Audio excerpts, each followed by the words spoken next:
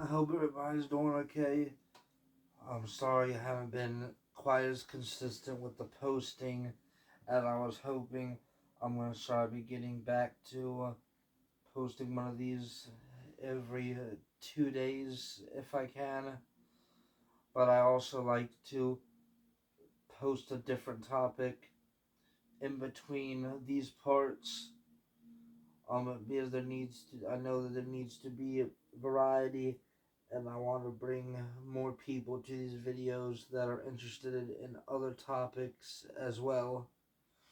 Um, and what towards the end when I finished the last video about a life as Levi, I know that I said that the next episode, part 5, was gonna finally start getting into the root of it all, Aleister Crowley, but I realized that there was still several important figures back in the little bit earlier in the 1800s that needs to be covered, because for the most part I am trying to keep this chronological, if I can, unless something calls to go back in time a little bit for it to all make sense.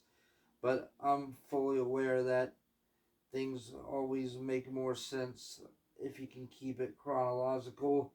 Um, uh, and for episode 5, part 5, I'm gonna be speaking on somebody that I already have made a YouTube video about, but that video was specifically about exposing the belief system of the organization that he was in, not specifically talking about this person as an individual. And that was the video I made about exposing the belief system of high degree Scottish Rite Freemasonry. If you know anything about that, you can probably assume who this is gonna be about. And Albert Pike, one of the people that this goes back to, for Freemasonry, is still having this horrible tight grip on America and the majority of major countries in the world that still has. And while Freemasonry never faced extreme persecution and and criticism in other countries, that a lot of people don't know this because it's obviously pretty much everything that I talk about on here, it would never be spoken of in any school. Basically, as far as I know, no Christian school in the country um will tell you the stuff that I will. That's the main reason that I decided to start doing this, because I've accumulated an unbelievable amount of knowledge that very few people seem to carry. From everyone that I've talked to. Anyways,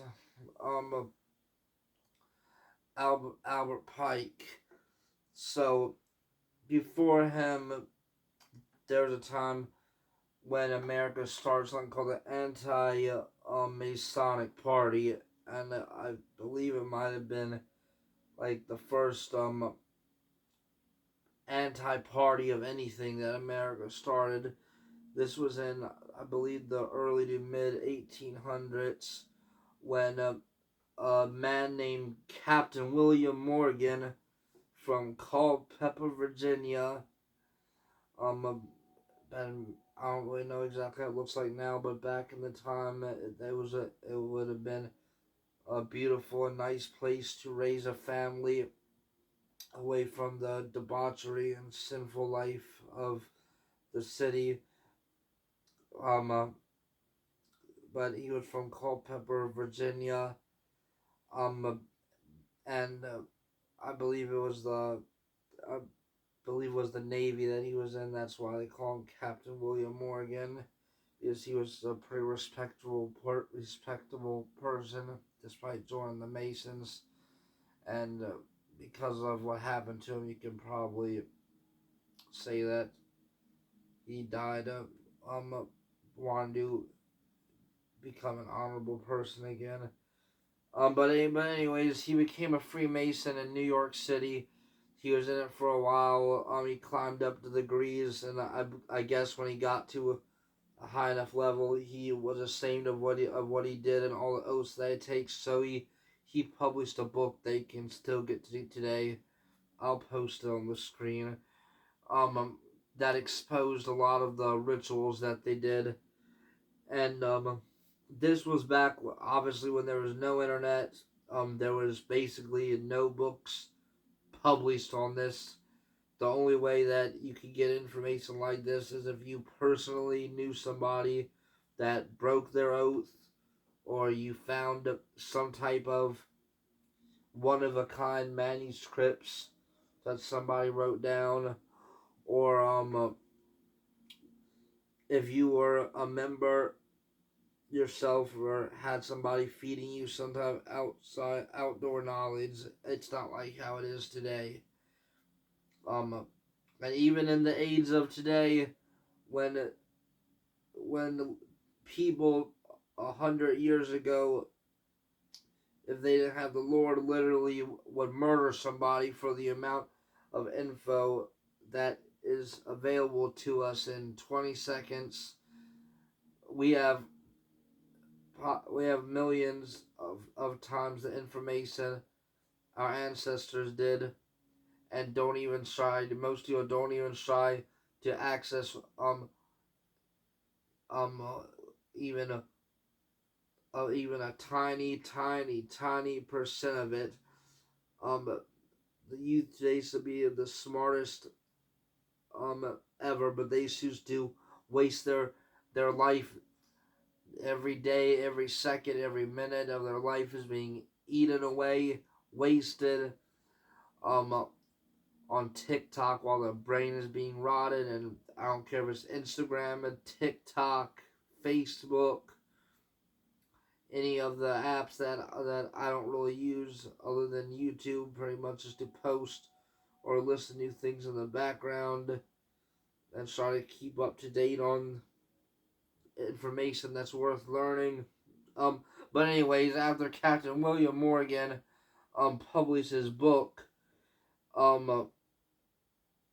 he got put in jail because obviously they weren't happy.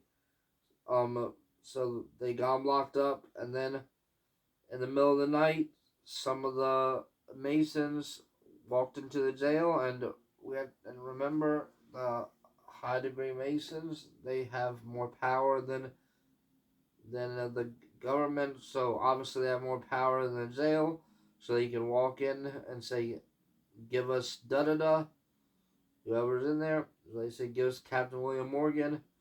They took him, killed him, body at the bottom of, I believe it was a lake they found him in. And the court system was pretty much rigged, so no matter what, they got away with it because they made sure enough Masons were on the jury had enough Masons to where they couldn't lose, because part of your oath as a Mason, when you're in court, you can, no matter what, you have to take up for your brother in the fraternity, rather they're guilty or not. And in the Blue Lodge, they accept as murder or treason, but in the Red Lodge, the Scottish Rite, murder or treason, you still have to take up for them. So obviously they had it rigged, and people that claim to be witnesses, the judge said that their claims were not valid because they were atheists. So that's to tell you two things. One, that the judge was in on it, and second, back then, if you were an atheist, you was looked like as a madman, because unless you have some major mental disability or on total mind altering drugs, the court will typically take your statement as truth. But back then, if you were an atheist, they would not even consider your statement valid, and that's to tell you something. And if you want to hear more about that, go back to chapter 3 or part 3, or whatever you want to call it in the series. So Masonry had a very big decline after that. Then you get to the I believe it was the you get to the um you get to the war between the with the Confederate soldiers, and one of the generals is Albert Pike. Um and obviously the slaves got freed at the end of the war, and slavery was ended. Um but um that war was planned, because the goal for these societies is to eventually try to establish a one world religion, and you can't have a one world religion while you have a major part of the country enslaved, while they want to be the religion of the same people that's enslaving them.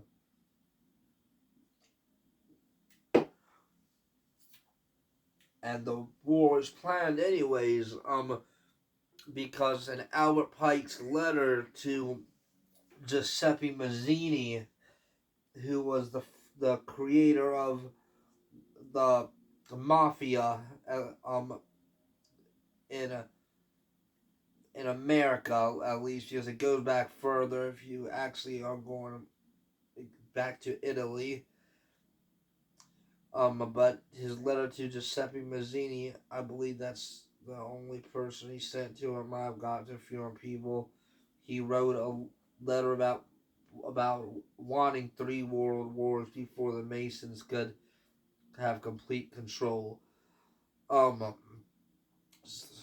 so the war was planned. Albert Pike was racist, but he knew that his side had to lose anyways. And it's also worth noting that while typically Confederate generals did not get statues up until a few years ago during the riots, after I believe it was the riots of it might have been the George Floyd riots. I think that's the one that it was. Um, it could have been a different one though. You had people pretty much halfway destroy the statue of Albert Pike during the peak of the riots. So what they did was they took the parts that was not destroyed of the statue, and I'm sure it's preserved who knows where now, and I'm sure they're worshiping it. And while this cannot be officially proven, there has always been rumors and credible sources and evidence that Albert Pike was the one that created the KKK, because he was just like I said, he was a racist man, obviously. And the KKK is not just a racist organization; it's an organization that specializes in magic. Why do you think they're called they call the leaders the Grand Wizards? Why do you think they wear those weird outfits? It's not because of racism. Yes, they are racist, but if they were just racist, they would just wear a ski mask or something. They wouldn't wear these bizarre outfits. Like you don't see that. You don't see the Aryans wearing outfits like that and dressing up like some druid wizard